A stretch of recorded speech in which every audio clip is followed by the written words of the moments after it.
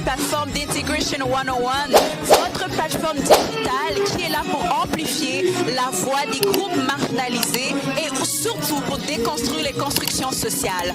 Aujourd'hui, nous sommes à Montréal, au Festival d'Haïti en folie. Nous avons la chance et l'opportunité d'avoir une invitée de qualité. Bienvenue. Ça a fait, ça passe, comment oui? Mon nom est Diane Official. Bienvenue sur le plateau en Haïti en folie, le 17e festival. Aujourd'hui, à ma droite, nous avons la formidable, la remarquable, la pionnière, Fabienne Collin.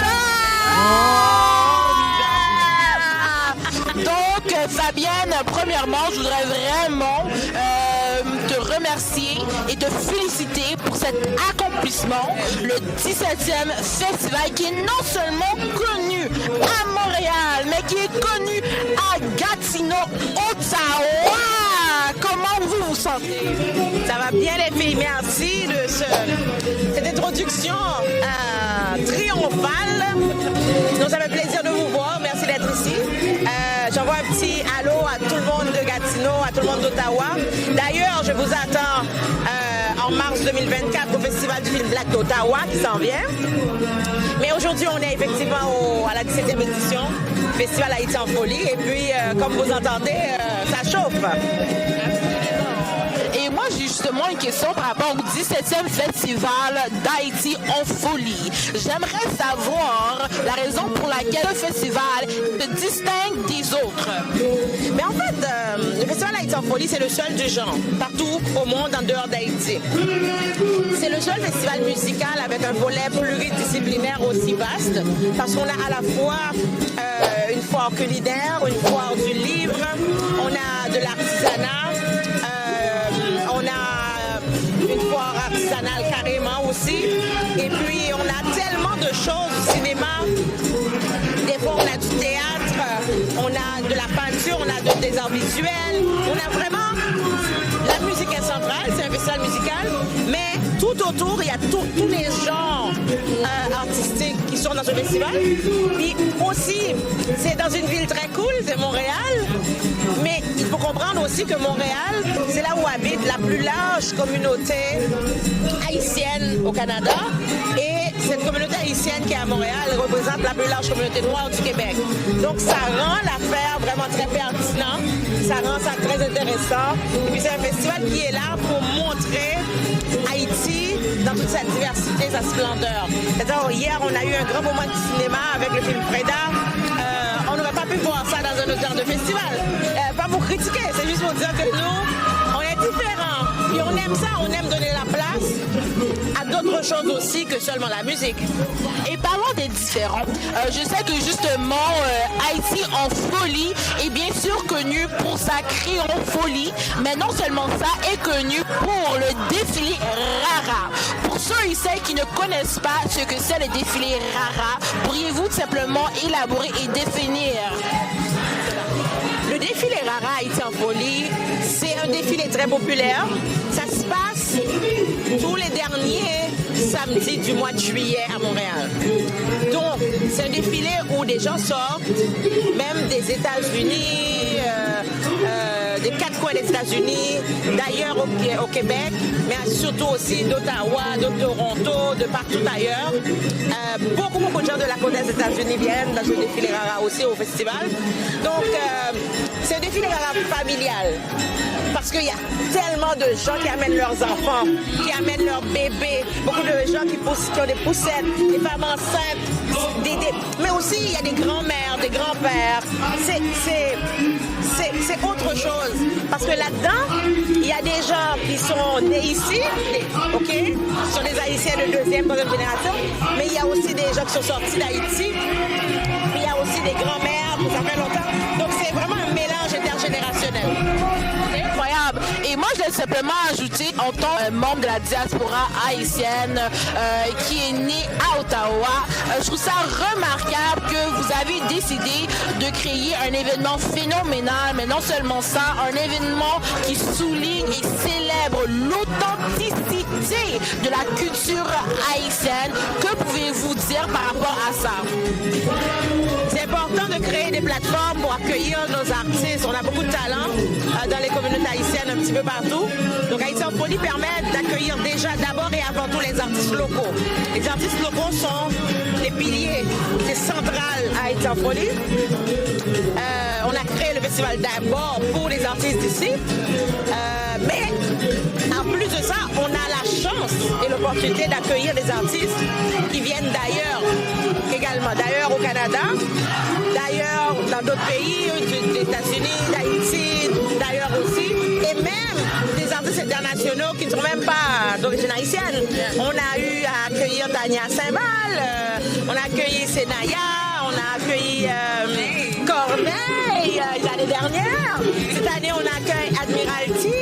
Donc, c'est pour vous dire que c'est un festival qui est ouvert à...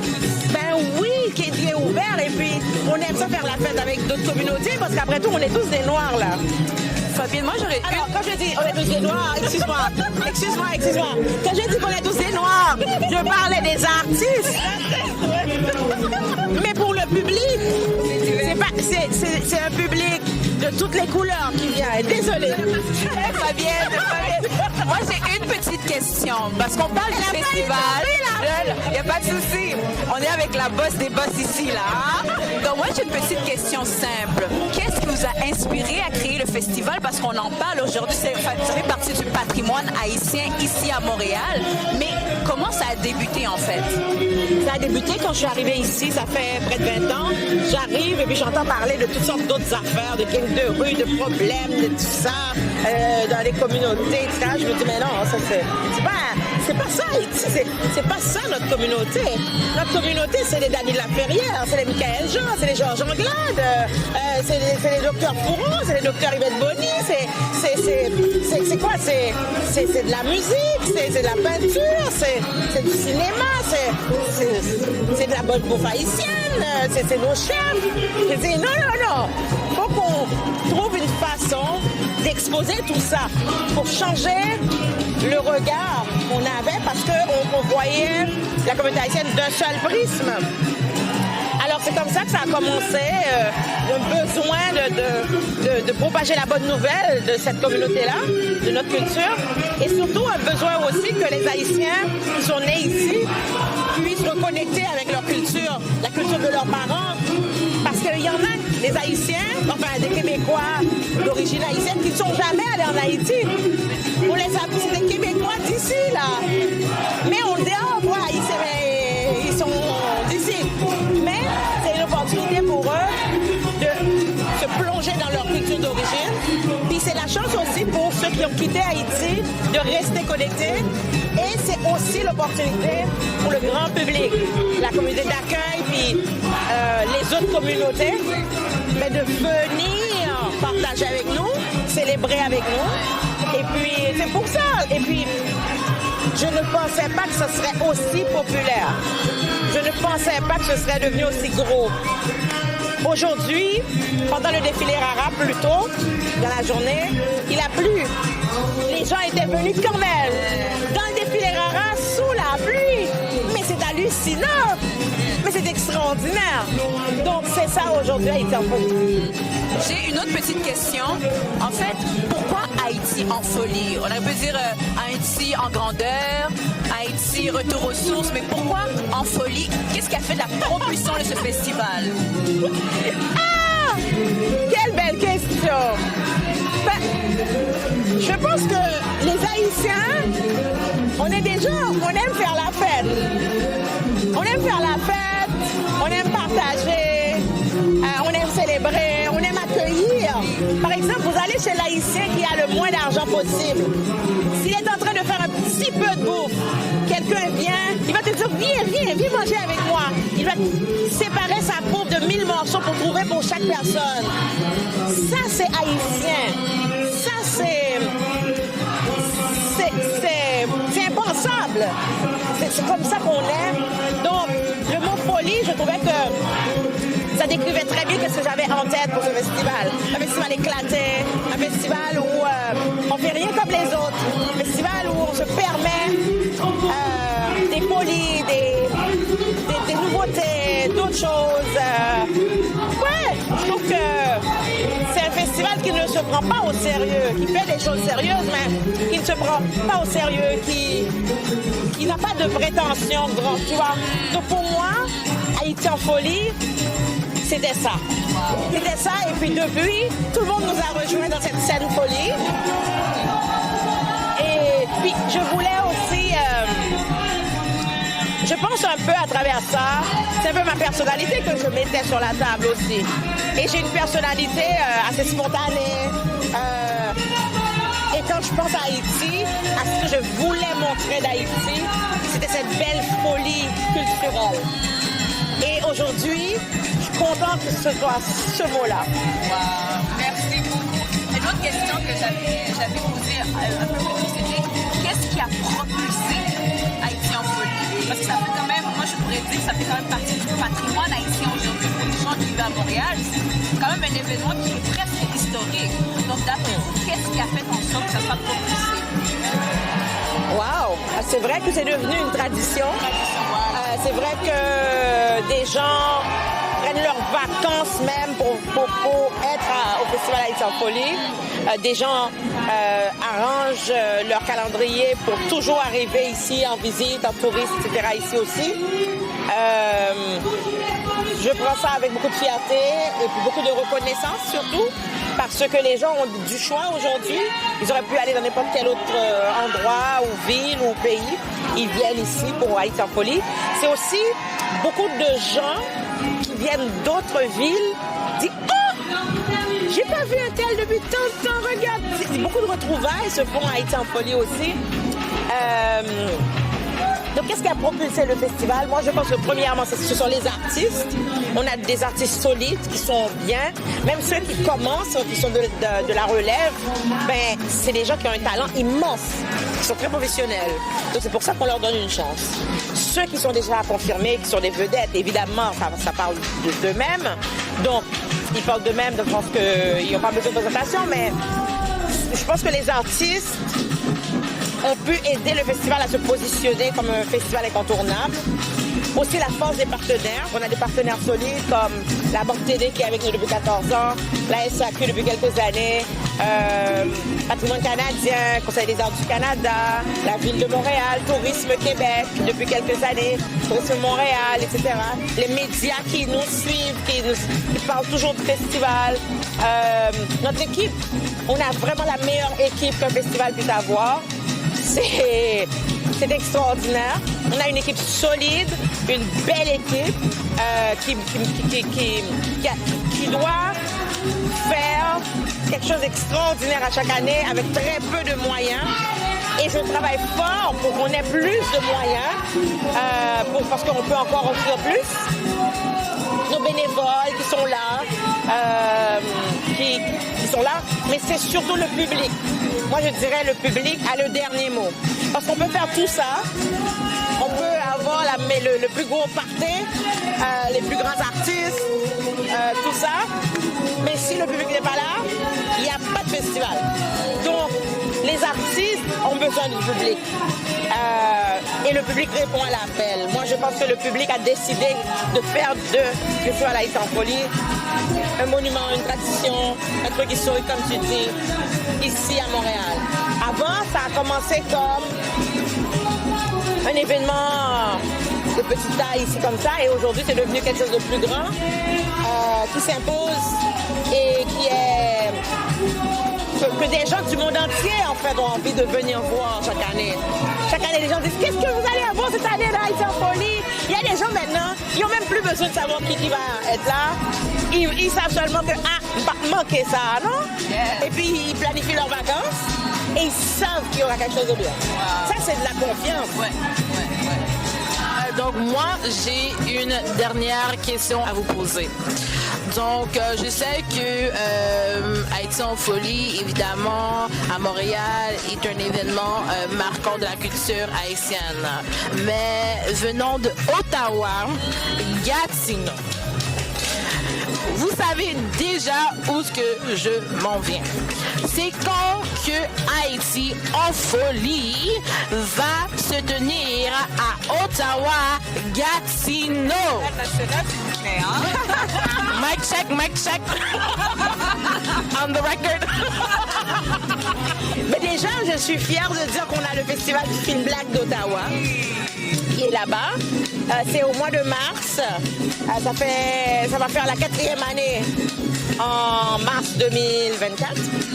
Donc, je suis très contente parce qu'on a commencé avec le Festival du film Black de Montréal. Après, on a eu le Festival du film Black de Toronto, de Halifax, Calgary, Vancouver et Ottawa aussi.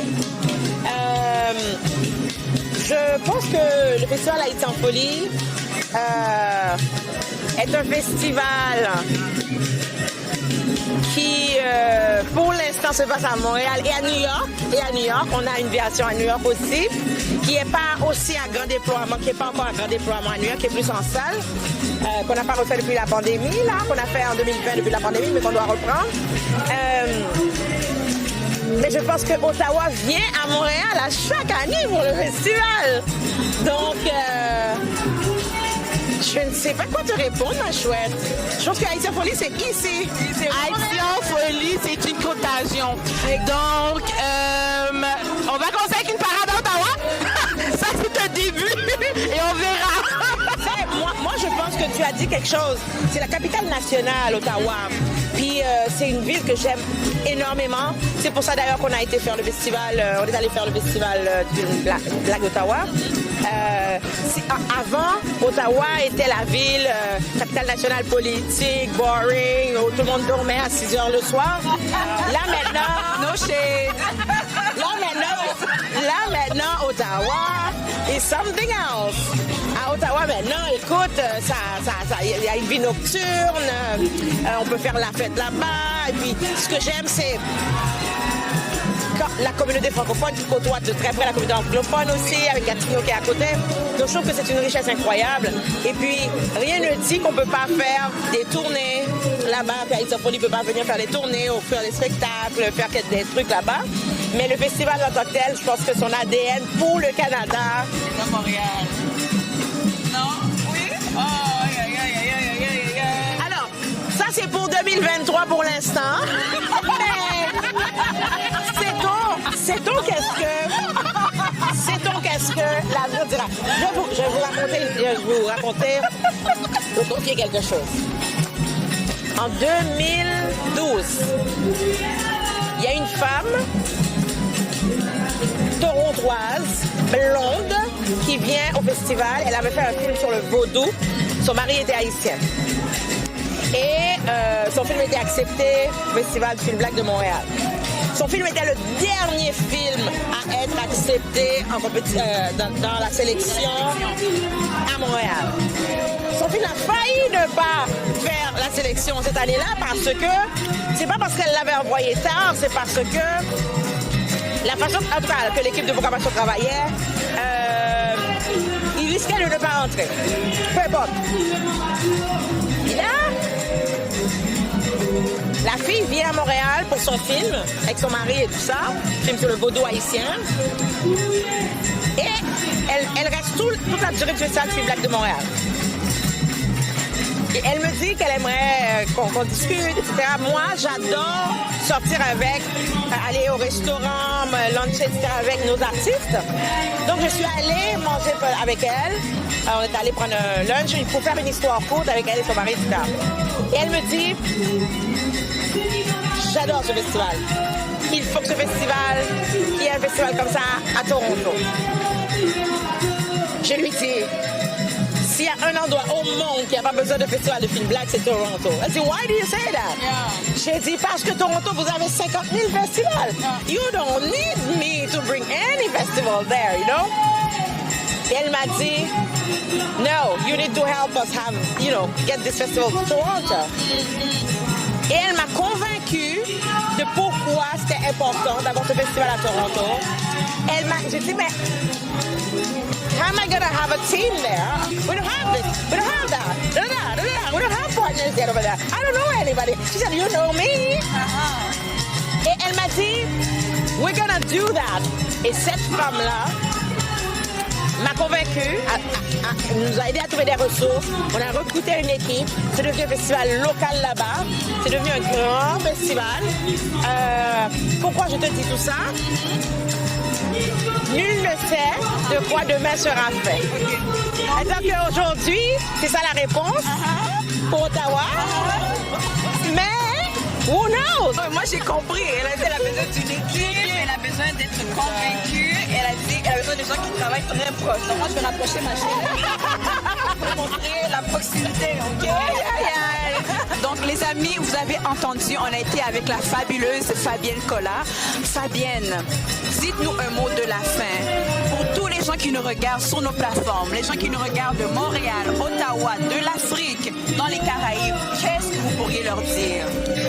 Ben, je dirais, premièrement, merci d'être là, de regarder ça. Et puis, je dirais que c'est important de garder nos traditions, quelle que soit la communauté dont vous faites partie. C'est important de créer des plateformes et de soutenir des plateformes qui existent déjà. Parce que nos artistes, c'est important, la culture, c'est important. Et des festivals comme ça a besoin de beaucoup de moyens, beaucoup d'organisation. Et au bout du compte, ça redonne à la communauté. Quand quelqu'un vient à un festival comme ça, eh bien, c'est toute une communauté qui gagne. C'est tous les artisans, les fast-food, les restaurants, tout le monde qui en profite. Donc, c'est magnifique. Et puis, je vous dis merci, puis continuez à supporter la culture là. Les artistes ont besoin de vous.